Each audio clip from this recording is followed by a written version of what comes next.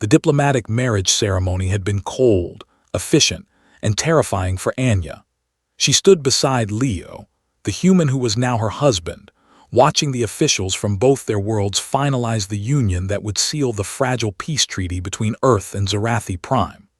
Her silver skin shimmered with anxiety, the bioluminescent patterns across her arms pulsing in rapid, erratic rhythms that betrayed her fear. Humans were monsters. Everyone on Zarathi knew this.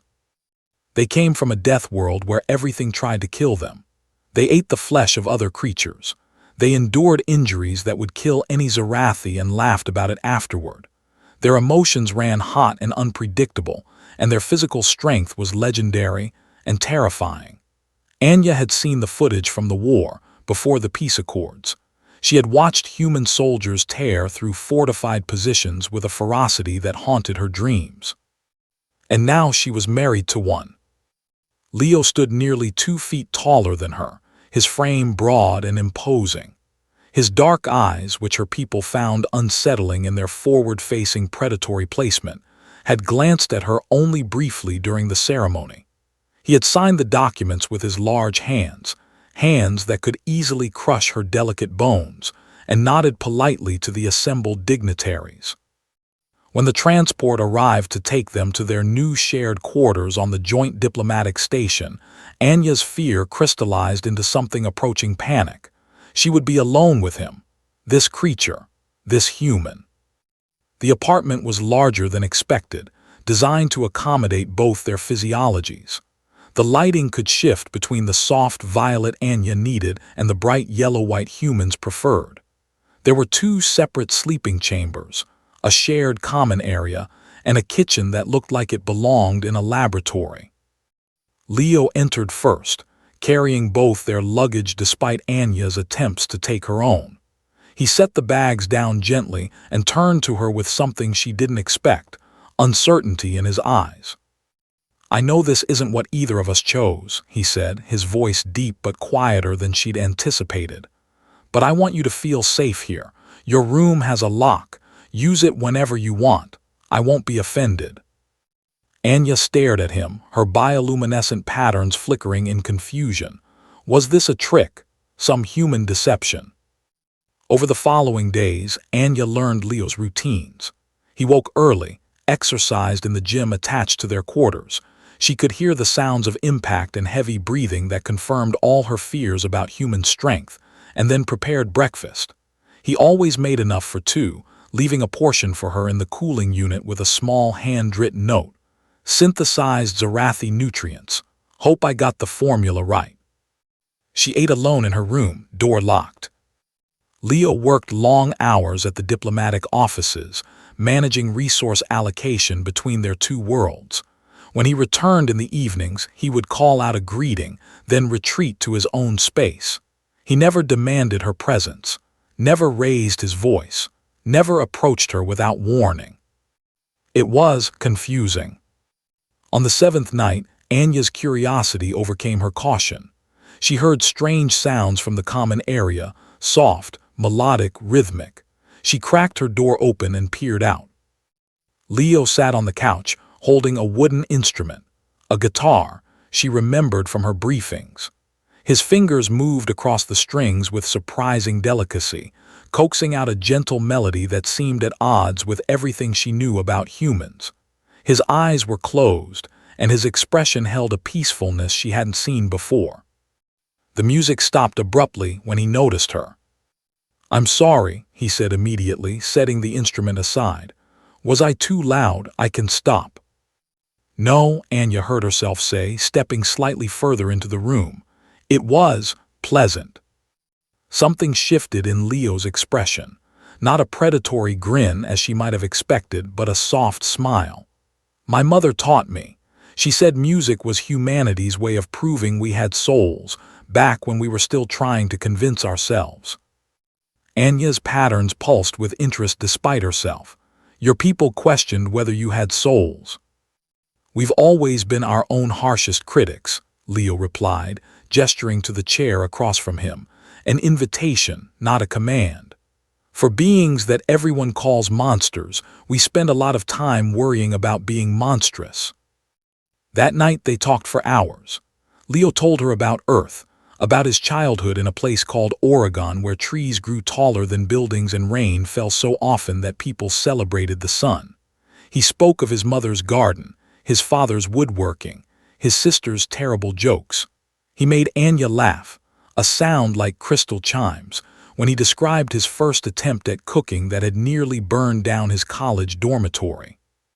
"We're not that different, you know," Leo said as the station's artificial night cycle deepened. "Zarathi humans.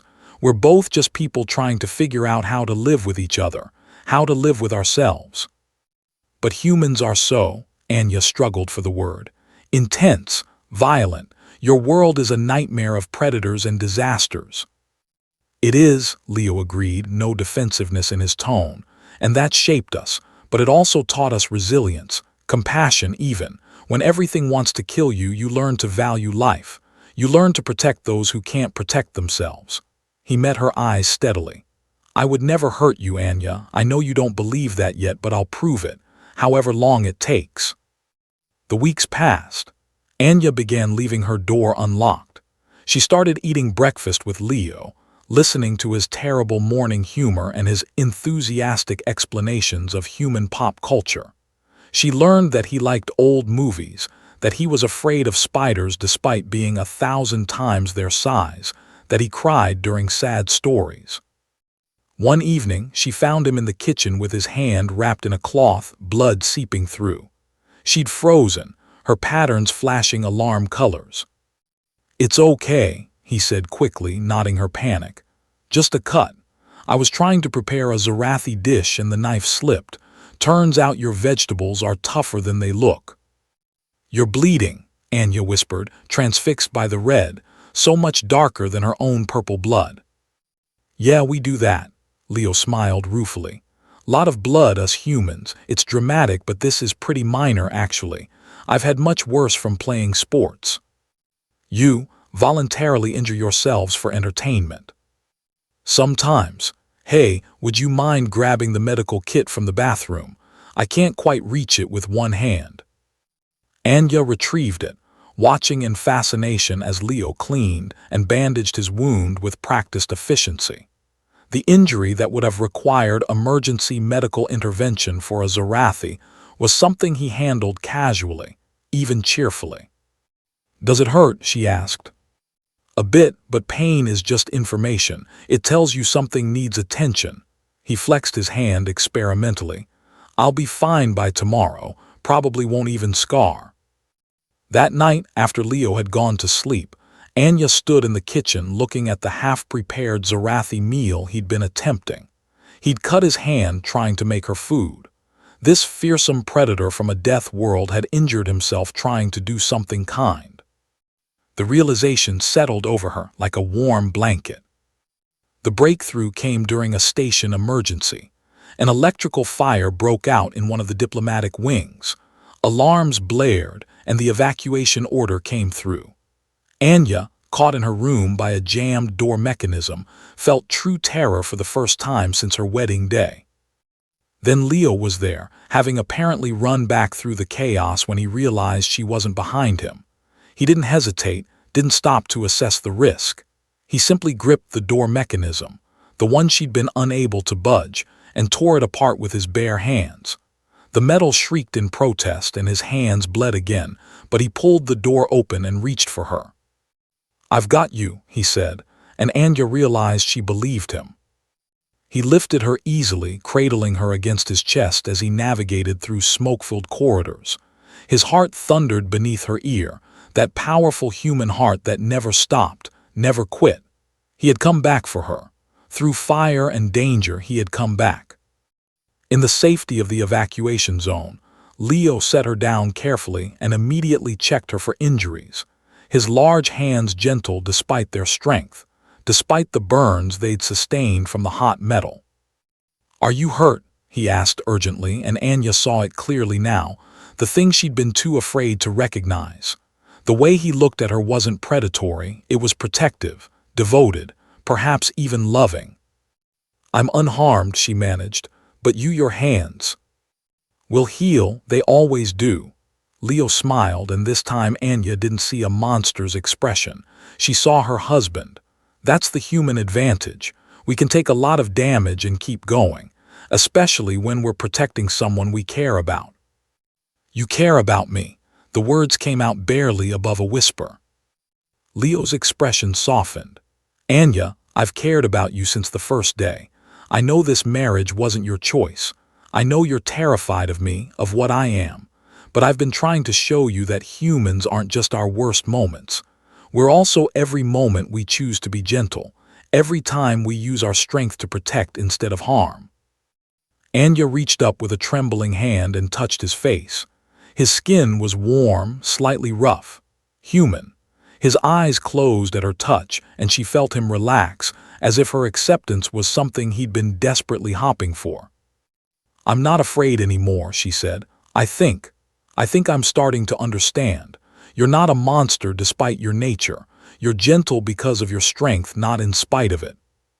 Leo opened his eyes, and they shimmered with moisture, tears, she realized. Another human peculiarity. They cried when they were happy, too. Can we start over? He asked. Maybe actually try to build something real between us. Anya's bioluminescent patterns glowed steady and warm, the Zarathi expression of contentment and trust. I would like that very much, husband. As they sat together in the evacuation zone, Anya's head resting on Leo's shoulder while medical personnel tended to his burns, she reflected on the irony. She had been married to a monster and discovered a man. The galaxy had told her to fear humans, but her human had taught her the truth, that the most powerful force in the universe wasn't strength or violence, but the choice to be kind when you could be cruel, to be gentle when you had every ability to be harsh. Her human husband had won her over not through dominance, but through every small act of consideration, every locked door he'd respected, every meal he'd prepared, every moment of patience as she learned to trust. And in learning to love Leo, Anya discovered something else. Maybe humanity's greatest strength wasn't their ability to survive their death world. Maybe it was their capacity to love despite coming from one.